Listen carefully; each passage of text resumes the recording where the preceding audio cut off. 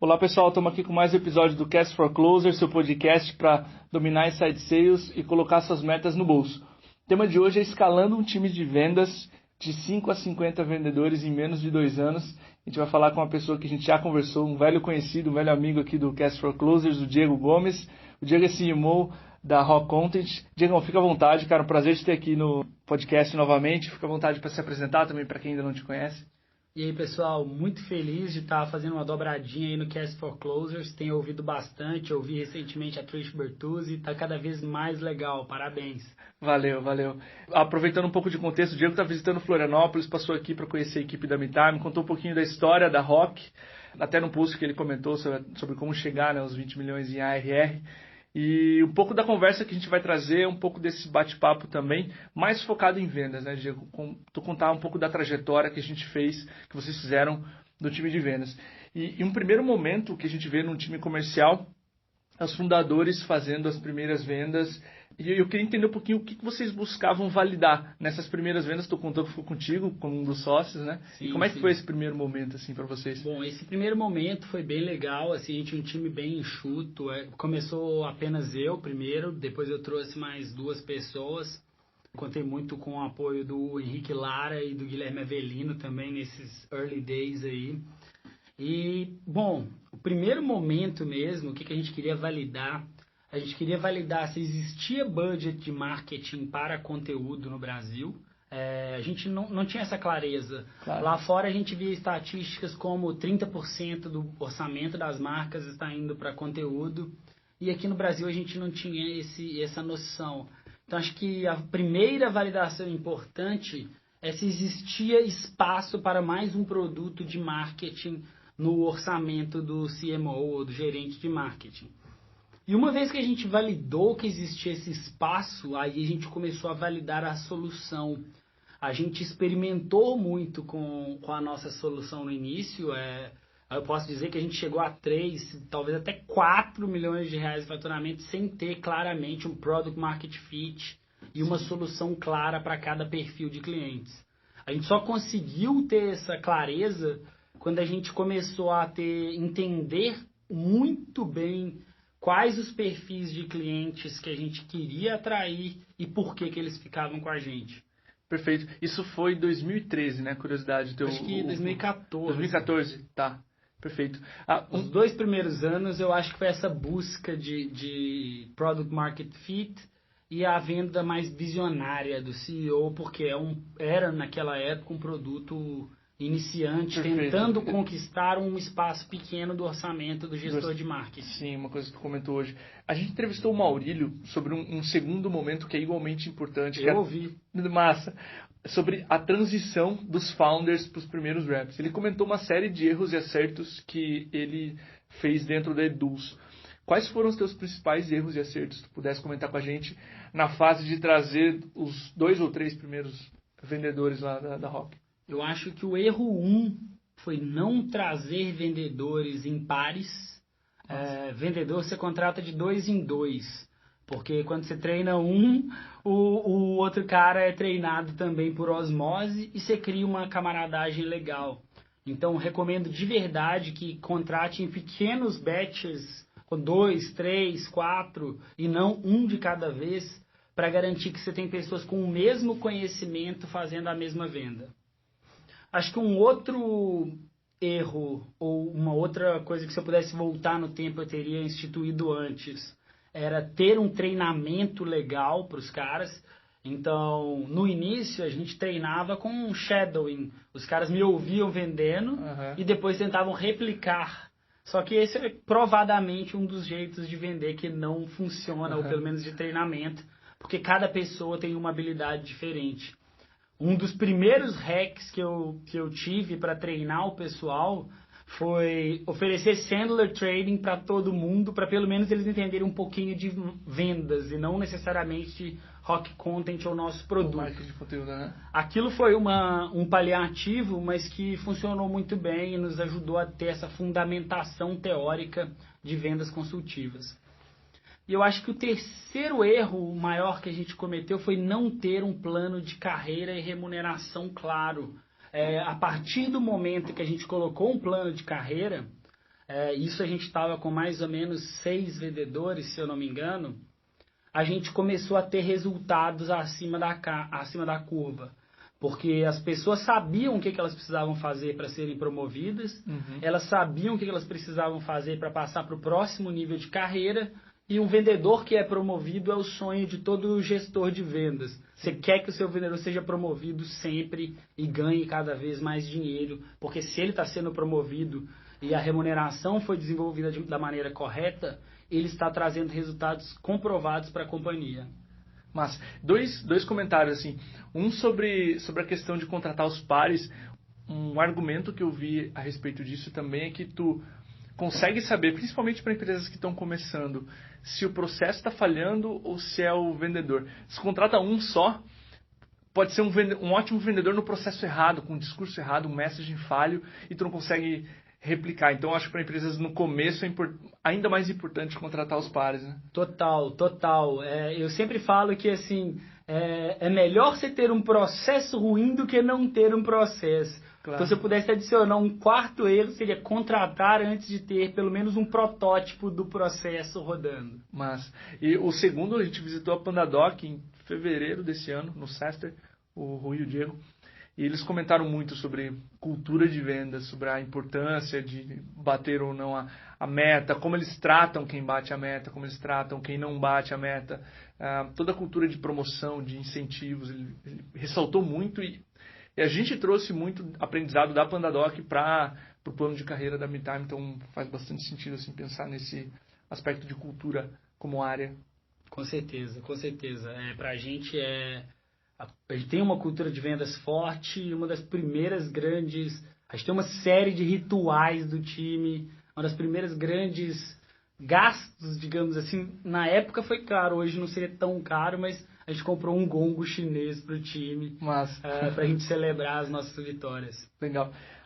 Tu escreveu um post para MeTime, um post que eu adorei do blog, e uma das coisas que tu comenta lá é que chegou o momento que tu se fez a seguinte pergunta: como é que a gente vai triplicar o time de vendas esse ano? E nessa hora ficou claro que precisava de alguém mais experiente que você. Além desse principal drive, dessa principal pergunta, como é que foi o processo de escolha, de tirar isso da sua mão, trazer um cara mais experiente para tocar essa escala, digamos assim? Como é que foi esse processo? Bom, trazer alguém mais experiente é algo desafiador pra caramba, assim, porque você tem que trazer alguém que é claramente muito melhor do que você. Então, encontrar isso é desafiador, especialmente para se você puxou o time de vendas, bateu vários milestones, você está tendo um bom resultado, mas você precisa encontrar essa pessoa que é capaz de dar esse próximo salto ou que domina esse jogo num nível que você ainda não domina.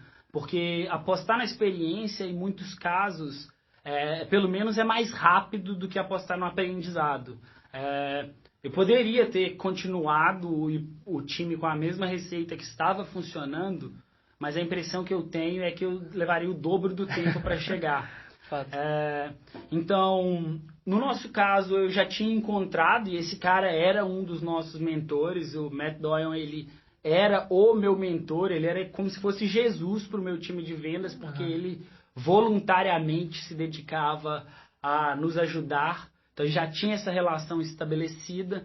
Então acabou sendo uma questão oportunista, digamos assim, porque a gente captou uma rodada de investimentos, a gente tinha recurso, a gente tinha um cara melhor que a gente conhecia. Então era mais uma questão de fazer as coisas ficarem legais pra gente, pra ele, e colocar o processo rodando. Então no meu caso, foi mais situacional e oportunista do que um move planejado. Eu recomendo que as pessoas planejem, mas é muito difícil planejar, encontrar. Esse processo todo pode demorar 1 ano e meio. Sim. No meu caso, graças a Deus, eu tive o primeiro ano cortado, encurtado, porque eu já tinha um bom mentor. Ótimo. Só uma curiosidade, a gente visitou a operação de vendas da Rock no começo do ano e eu acho que o Matt é um dos VPs mais amados e unânimes que eu já vi, assim, do rap inicial, que fala, cara, eu saí do processo que o Matt desenhou e não bati minha meta mais, voltei e bati, até o Diego, que contratou a pessoa e elogia bastante, então, uma curiosidade legal. Um ponto crucial, assim, que eu queria abordar contigo. De 5 para 50 vendedores em menos de 2 anos, tu não faz isso sem cuidar muito bem do treinamento, que é uma coisa que tu comentou na segunda pergunta. Como é que o treinamento de vendedores... A gente entrevistou o Thiago Faria sobre treinamento, sobre ramp-up e treinamento. Ele é muito bom. Sim. Como é que isso evoluiu nesse tempo todo, assim, nessa escala do time? Como é que o treinamento... Cara, eu acho que para a escala, o treinamento ele tem que deixar de ser um evento que acontece no primeiro mês do vendedor ou nos primeiros 45 dias e se tornar uma coisa constante que o tempo inteiro está acontecendo. Então, mais do que treinamento, eu volto nos rituais de vendas. Qualquer vendedor do nosso time lá, ele sabe que todo mês ele tem o kickoff. No kickoff, se tiver algum update de processo, ele vai ser notificado que aquele conteúdo vai ser repassado em aulas na parte da manhã e à tarde, nos mid-starts e kickstarts. Ele sabe que ele vai ter um one-on-one semanal com o gerente dele para tirar dúvidas. Então, a gente montou uma cultura que ela é uma empresa que aprende, sabe? O tempo inteiro a gente está reforçando os fundamentos, repetindo, comunicando a alteração e todo mundo está em constante treinamento. Acho que essa que é a dica que eu daria para quem quer escalar. Tirar do evento e transformar na rotina. Seria essa a principal dica. Exatamente. Eu acho que a gente foi ter um sales trainer, a gente já devia ter 35 a 40 reps. O treinamento, ele vinha dessa máquina, essa rotina de transmissão de conhecimento tão constante que as pessoas estavam amadurecendo. Aí lá para 40 pessoas, falou, putz, ficou um trabalhão enorme. E o passo 1 foi ter alguém. Agora o passo 2, a gente está digitalizando todo o nosso acervo de treinamento para garantir que todo mundo tenha treinamento padronizado.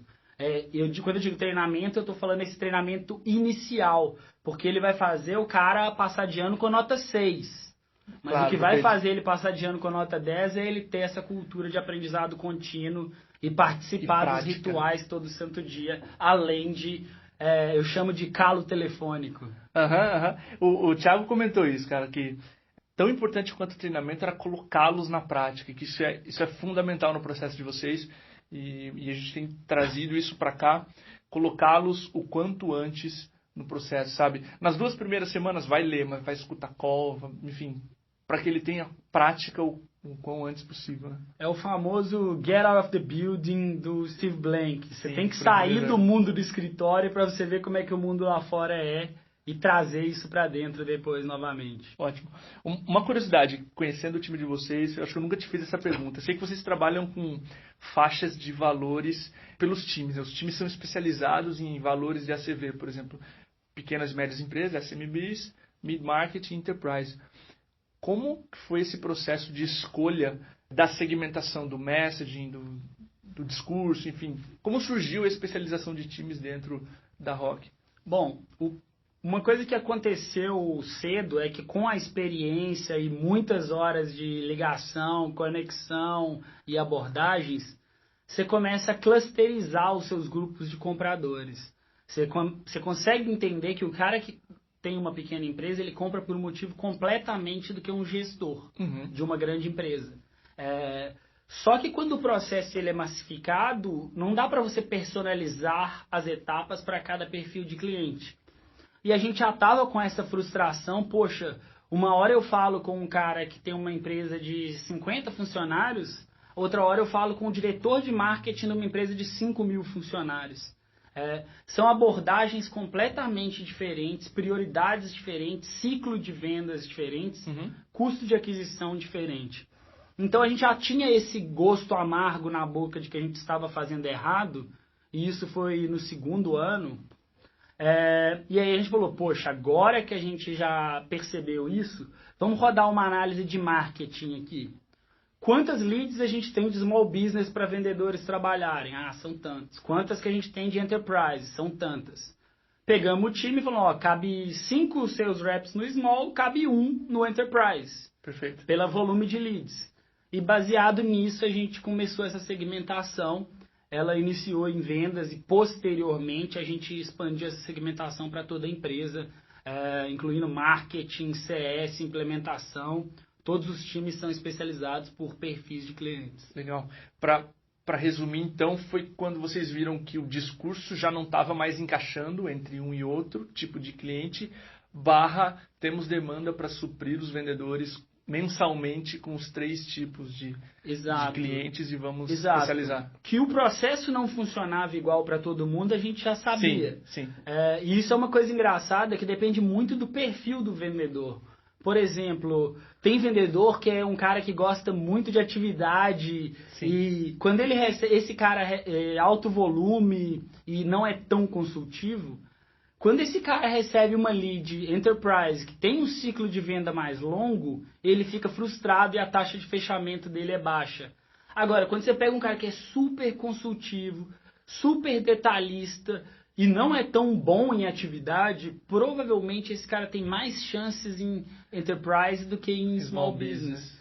E a gente já começava a sentir isso de forma na rotina, de forma pragmática, mas a gente não tinha teorizado sobre.